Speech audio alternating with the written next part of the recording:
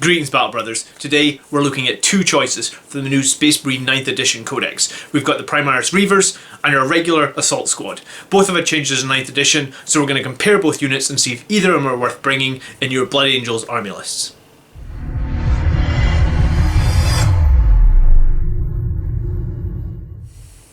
Thank you for tuning into the weekly tactics video. If we're just meeting, I'm John, the Blood Angels Commander, and if you want to stay up to date with all my future videos, then please hit that red subscribe button and click the bell to turn on your notifications for this channel. As always, on the weekly tactics video, we start with some lore, then we look at the war scroll and compare everything, then we look at stratagems, and then finally, based on even more community feedback, I've improved the Mathhammer section again this week. So real quick before we get into this week's video, tomorrow, Saturday the 7th of November, is actually quite an exciting day for Blood Angels players. So the new book, Darkness in the Blood, is released, and that is the continuation of the Dante series, which went Dante, Devastation of Baal, and now Darkness in the Blood. The cover image is obviously Mephisto and Dante, and it looks super cool.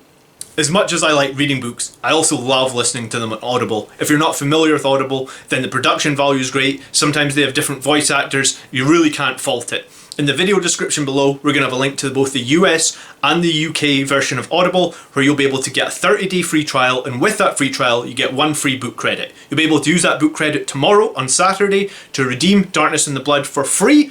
Listen to it, it's yours to own at that point, and you can cancel straight away as soon as you've bought the book. If you have used a free trial from Audible before, then don't worry, these usually reset like once every 12 months, so the chances are this link will be good for you. So I hope you get it, and I am really looking forward to starting. I've just finished another book, so I'm ready to start this book on Saturday with my first painting session. Alright, let's get right back into the video. Reivers, or Primaris Battle Brothers, clad in sleek, lightweight plates of Mark X Phobos armour. These suits are extremely mobile while losing none of the protection of heavier marks, and their servo motors and power packs are designed to run in absolute silence. Clad in such armour, a Reivers battle brother can pad through the shadows with cat-like stealth, closing almost to within touching distance of their heedless victims before they strike. To optimise their stealth capabilities, Reaver squads are furnished with multiple means of slipping behind enemy lines and establishing themselves in ambush positions. Some squads are equipped with grav chutes that allow them to drop from gunships and glide silently down to the battlefield below. Other squads carry lightweight grapple guns and use auto-regulating gas charges to fire adamantium-tipped grappling hooks on the end of sturdy Durasteel cables. Coupled with the exceptional strength and agility of the Primaris Battle Brothers, these devices allow for their remarkable maneuverability through tangled urban warscapes and lethal terrain of death worlds. Vox amplifiers built into their skull-like helms turn the Reivers' battle cries into deafening howls, lacing them with subliminal nerve chaff and jarring psychotic spurs. Lesser enemies are put to fight before the Reivers even begin their attack, while those who stand their ground do so wide-eyed and shaking with fear. The psychological disruption of the Reivers' attack is further increased by their shock grenades. Assault squads form the core of the close quarters Blood Angels shock troops. Jump packs blazing, they roar across the battlefield, assailing the enemy where they least expect it, winning victory through valour, courage and battle fury. Traditionally, Blood Angels graduate to serve in an assault squad, whilst their training as a scout is complete. Given the Blood Angels' predilection for jump packs in general, and close assault in particular, there is rarely a shortage of Battle Brothers with suitable training to fill assault squad rosters as casualties occur. So it is that assault squads are likely to remain at full strength even if battlefield casualties reduce other elements of the strike force to a ghost of their former numbers. Having such a large number of mobile and skilled assault marines only broadens a Blood Angels commander's tactical options. Should a full-blown line-breaker assault not be appropriate to the task at hand, he could turn his hand to subtler ploys such as outflanking, piercer strikes, hit-and-run ambushes, and even low-altitude insertion via Thunderhawk and Storm Raven gunships. As even a single assault squad is too dire a threat to ignore, a carefully coordinated onslaught by two or more squads can present a wealth of devastating tactical possibilities as the enemy shifts their defence perimeter to counter the oncoming jump troops. Only the most numerous of armies can hope to control every approach to every mission critical objective, and even they can accidentally open a vulnerable chink in the perimeter when redeploying. At this point, all it takes is a single mistake and the sufficiently alert assault squad sergeant to completely alter the course of the battle. Thanks to the mobility provided by the jump pack, what begins as a feint can be swiftly reinforced with other squads, a probing sortie transformed in moments into a terrible and ruinous force of destruction. So let's start with the Reivers today. Their stat line is completely unchanged from 9th edition. It's sort of a very standard stat line, same as Assault Intercessors that just recently got released. What has changed is they now have the core keyword, they have the Phobos keyword, and then their basic armament is no longer the bolt carbine. It is now a special issue bolt pistol, which was a 12-inch -2 bolt pistol, and then a combat knife.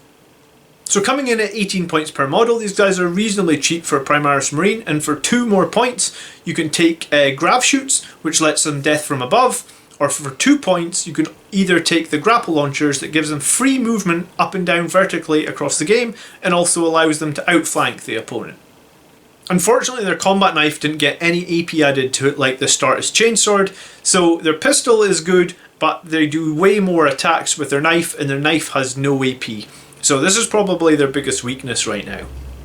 So the whole squad can take bolt carbines, or the sergeant can take a bolt carbine while holding onto his pistol. Their leadership aura increased from -1 leadership to -2.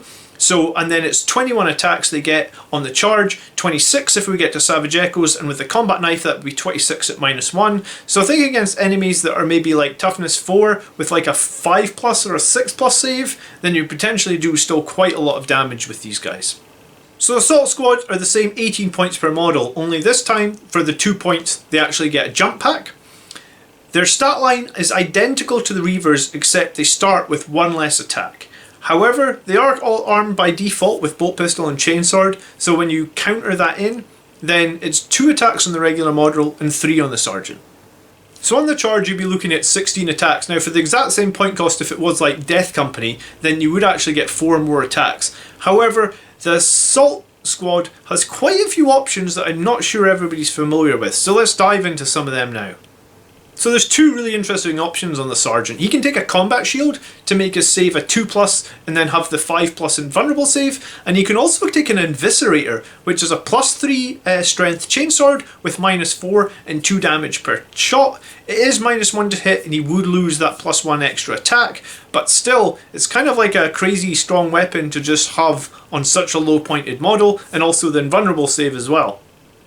So to take the combat shield and the Viscerator on the Sergeant, that would put him up to 35 points, but once we get to Savage Echoes we would get 4 attacks with him, and it is kind of brutal in that his weapon is just only going to be saved against by invulnerable saves.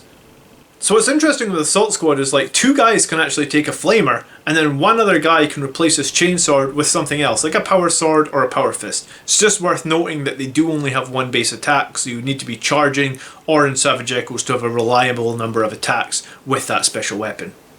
The other really interesting thing with the Assault Squad is they have the Melt-A-Bomb keyword, and I believe they're only one of 2 units, the Assault Squad and the Vanguard Veterans, that keep Melt-A-Bombs, and we'll cover that a little bit later as we look into stratagems. So we'll look at armour and wounds next. The Assault Marine's got an additional wound, so that puts them on 2, identical to the Reivers, and then they both save on 3+, basically power armour, so there's nothing much more to say here, except if you do pay that 5 points on the Sergeant, then you will have a slight advantage in terms of overall squad survivability, because he will have that 2+, 5+ invulnerable save.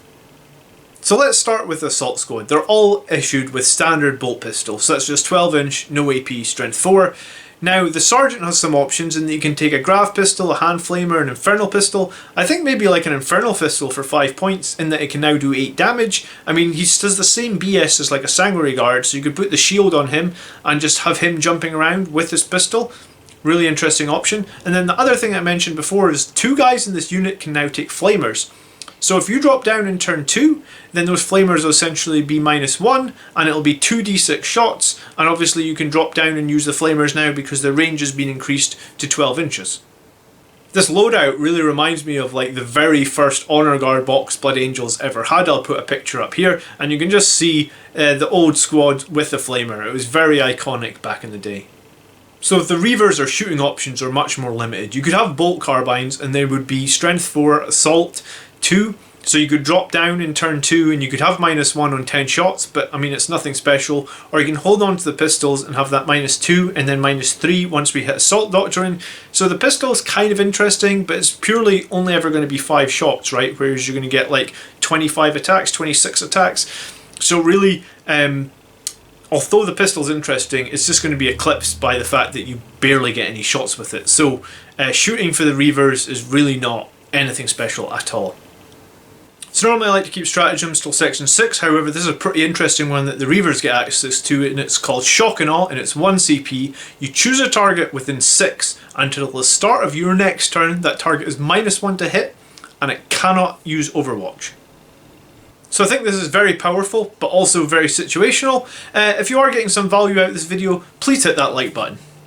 So when it comes to close combat, the Reivers are getting 21 attacks and 26 if we hit Savage Echoes. If they did lose the pistol and the knife for the bolt carbine, then just take 5 off, basically because you've lost the knife, but there'll be no difference in AP between the two. I do think you want the Reivers to be in close to get the most of their Terror Aura, and also potentially the Shock and Awe tactic that we just talked about. So I really prefer equipping them with the knife. It's just really sad that it has no AP. And I guess the pistol is interesting, but it's really not going to be reliable enough to do multiple wounds per turn. So the assault in combat, they are just really poor with just 1 attack. The chainsword obviously buffing them to 2. What is really interesting, I guess we should talk about it now, is the Melt-A-Bombs keyword. So 1 model, so I guess like if you had 1 or 2 equipped with a flamer, you could use that.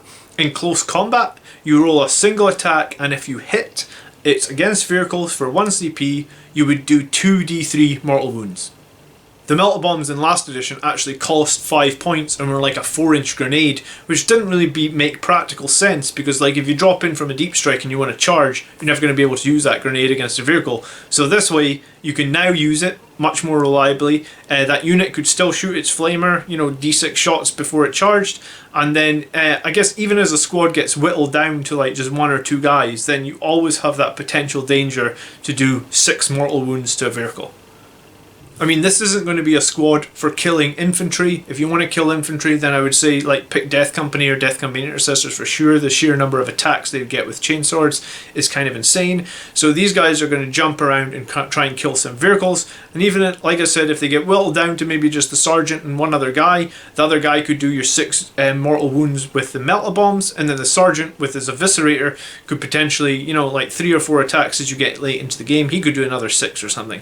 So for 100 points, or 115 points if we add like this Eviscerator and the Combat Shield and the Sergeant, it's quite an interesting option, the Assault Squad. Better than I actually thought it might be. You know, like I think some of the older squads just got completely looked over by people just because they haven't been played so much. So I think the Assault Squad sort of lands right in that territory.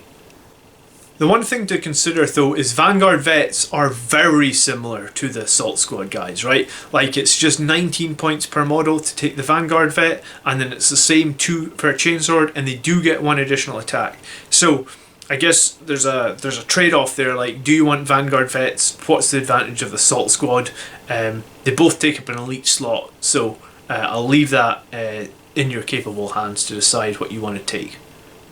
So for leadership, both squads have 8. This shouldn't be too much of a problem if you run small 5-man squads. If you want to go a bit bigger, then it could become an issue. I guess it's worth noting that Space Marines no longer re-rolled failed leadership tests, so just be aware that if you are going to fail the leadership test, you can pay 2 CP to auto-pass it, or you will end up, you know, losing some from combat attrition. So now let's look at some stratagems. We talked about the Melt-A-Bombs for assault squads. They are great. We talked about the Shock and Awe stratagem for the Reivers, which is also pretty awesome. What is new now is the Terror Troops. So you can take your 3-inch aura for 2 CP and basically make any enemies within 3 inches lose the OBSEC, or a similar keyword if it's a different force. Basically objective control is removed from that unit. So if the enemy had like 1 troop left on the unit, and then you had your 5 Reivers, obviously they would control it because they're OBSEC. However, for the 2 CP, you can remove the OBSEC from them and basically steal that objective from them. So it's kind of situational, and I guess the big question would be is like, if you needed that, would you not just take another OBSEC unit? And the second part of the Terror Troops stratagem is if you end a movement within 3, so it can be a move, an advance, or a charge, within 3, you roll 2d6 against the enemy's leadership, and if you pass, then any action they're in the process of doing is cancelled. Now, quite a few of the actions actually finish in your own turn, right? Like deploying scramblers or raising banners. So again, this is like very situational, and I'm not sure it warrants 2 CP in that it's like most guys have high leadership, right? So like most troops like 7s or 8s. So the chances of rolling above it on 2d6 are like not the greatest. I definitely don't know if I would be paying 2 CP to try and do that, essentially, to use the aura in that way. If you are running the Reivers though, you would get access to Transhuman, so you can make them a bit more tanky when they're being shot at. You also get Gene Rot Might, which would make auto wounds on 6s in close combat. And on 5-man Reaver squad, I'm not sure it's super valuable. I feel like it's much more valuable to play Gene Rot Might maybe like on Assault Intercessor squad that you know you're going to attack a second time with, maybe a big 10-man squad or something. Gene Rot Might is it's a bit weaker, especially for Blood Angels where we get that +1 to wound anyway.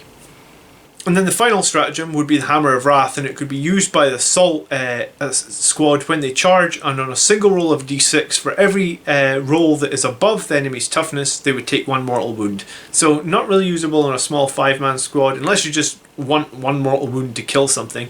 But then 1 CP for 1 mortal wound is kind of a bad amount. You know, like there's much better options, I think, to get more than 1 damage out of 1 CP. So this week in the Mathhammer section, people really wanted to just see the conclusion slides with a clear comparison, rather than like me work through each slide and explain how many hits and stuff they're doing. Just wanted like a condensed breakdown. So hopefully we'll jump into that now, and please let me know if you think this is better than the previous 2 weeks. Okay, so here we go, Reivers versus Assault Marines, and to begin with we have an Assault Squad, 5-man with jump packs, 100 points, all bolt pistols and chainsword. We made a second option here with the Sergeant with the Eviscerator and the Combat Shield, the 2 guys wearing Flamers, and then 2 guys with the bolt pistols and chainswords. This is 125 points. And then for the Reivers we just have the 5-man.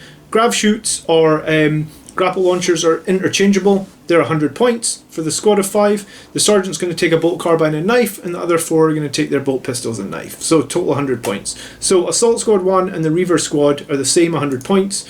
This Assault Squad at the end is 25 points more. So Reivers, bolt carbine and special issue bolt pistols in total. Add these together, so it's like 0.66 against the 0.55 wound, and then over here the bolt pistol and flamer, so it's about 1.5. So this would be against toughness 8 enemies. So as we move down, we can see that there's very little difference between the Reivers and the Assault guys. The Reivers would essentially just get 1 more shot. And then I guess these Assault guys with the Flamers on the right here, you can see that if we do have the Flamers, we basically do 300% damage, right? Like this is 0.55 up to like almost 1.5. So we do about 3 times the damage, but it's still fairly low against toughness 8 and 6 enemies. Against toughness 4 enemies, this Assault Squad would do like 4.5 wounds. Bear in mind, like I'm not calculating any saves. I'm just wounding against the enemy. Then they have to save on whatever minus that we're in. So if it would be Assault Doctrine, whatever. If we look at close combat then, Reivers with the knives, they beat out the Assault Chainsword slightly, just because basically you get 1 more attack per Reaver. So you can see here that translates at the end of the line to about 20%, 30% more damage. And then the Assault 2 squad with the Chainsword, the Eviscerator and the Fist. And the reason the Eviscerator's in a different colour here is because the Eviscerator is actually 2 damage per, right? So the best result here is actually the Reivers doing 9.1 wounds. However, over here you would have the Chainsword and the Fist together, they're doing like 4.8, and then this would be 2.5. So about 7.5. So this more expensive Assault Squad is actually slightly worse than the Reivers, but I guess what you've got to bear in mind is these wounds for the Eviscerator would be -4. So there's quite a bit of variation in this between the 2 squad types. As we get into survivability, so these are just basically power armor guys, right? So I just picked enemy weapons with a 3+ ballistic skill and worked out how many shots from each of these enemy weapons it would need to kill the whole squad. So if you're going to get shot by -1 bolt rifles, it's going to be 60 shots. So the reason it would be 60 is because they would hit on 3+, so like 20 would miss, right? So then it would be 40, and they would need to wound on 4s, so then it would be 20, and then you would save on 4s. So it's 10, so basically you would end up with having 20 wounds done And then because you save on 4s, that would drop it to 10. So essentially 60 shots is how many bolt rifles it would take to kill both squads. So this is identical for squad 1 and 2, right? So bolt pistols, it would take 91 shots. Assault cannons, it would take 45 shots. And heavy bolters, it would take 23 shots. Now, if we have our sergeant with that combat shield, then this is the difference that makes. So basically it makes the squad around 10% more survivable here, and then down here it's maybe more like 15%, and then kind of like between 10 and 15%. So the number on the left is what you would need to kill the normal squad, and then the number on the right is the number of shots it would take to kill that sergeant with the combat shield. So having that 2+ save against these low AP weapons is actually quite valuable. I haven't factored in any sort of like high AP weapons. I assume that they're not going to be shooting high AP weapons at one of your cheapest squads on the board. So yeah, so where does that leave us? So Reivers, an assault in Assault 2. So our assault squad in the profile 2 are slightly more survivable, as we just mentioned. In terms of shooting damage, the Reivers perform better than the assault squad, and obviously they have that -3 AP. And then the assault squad with the flamers outperform both of them significantly. Bear in mind this is only 25 points more. And then in close combat, the Reivers are essentially your best, but again, there's no AP there. So the reason I've coloured these similarly is the assault squad with nothing does kind of similar, just because there's the -1 AP. And then if you do the assault squad with the extra abilities, then you kind of have just a little bit more damage, but I guess you have to factor in that some of your hits are going to be coming with like -4 or -5 AP if you take that Eviscerator. Or you could change it out for a Power Fist, which is a very stable weapon as well at -3 and 2 damage. So it really depends if you want a Strength 7 with the Eviscerator or if you want Strength 8 with the Power Fist. So in conclusion, what do we think of these units? Well, I was actually a little surprised at the amount of options that the old Assault Squad had, and I was also kind of pleasantly surprised at the change to Melta-Bombs. I think this could definitely be worth taking for Blood Angels, like 100 points to essentially jump down and just get into combat with something and do 6 mortal wounds to it. It's pretty huge against, like, especially every Dreadnought in the game now has Duty Eternal, so mortal wounds would be exempt to that -1. So position down for 100 points, these guys could definitely be used to just knock out some key targets here or there. I kind of like them, and I kind of like the different options. And obviously the Sergeant with his combat shield, if everybody else in the squad's wiped, then he could still do something fun, right? I think for me there's a little bit of nostalgia there as well. I just remember the Honor Guard box and the guys with the flamers on them, and yeah, I mean, you can drop them down now, you can shoot your flamers, you can jump in, you could do some Melta-Bomb action. I think it would be quite a fun squad. I'm not sure really how... I don't think I'd run more than one squad of them, but if you're just needing to fill out that last little bit of your army and you're wanting something that's quite versatile, then maybe an assault squad could actually be something you want to use. So if we look at the Reivers then, I have used Reivers in 9th edition, and I used them before the Space Marine Codex came out, and I struggled with them a little bit. Like, I feel like the no AP on their knives actually really hurts them, and if you compare them just straight up against the Assault Intercessors, they're like 5 points cheaper, but the Assault Intercessors are all hitting with -1. I know they become 5 points more expensive if you want to use Outflank, etc. on them, but I'm still not sold on Reivers. I do think the Shock and Awe stratagem is really strong. I just don't know how we deliver them reliably into battle to be able to use it.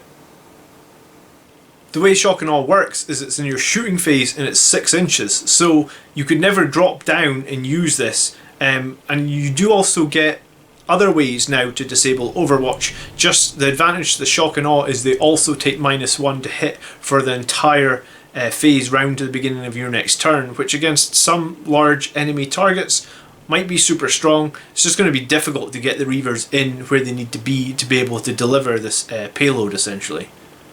I think I'd probably always edge towards just picking Assault Intercessors or maybe even Death Company Intercessors over the Reivers. I guess next month when we get our Blood Angels book, I hope it's only a matter of time before Death Company Intercessors get some sort of jump pack or maybe the Grav Shoots or something.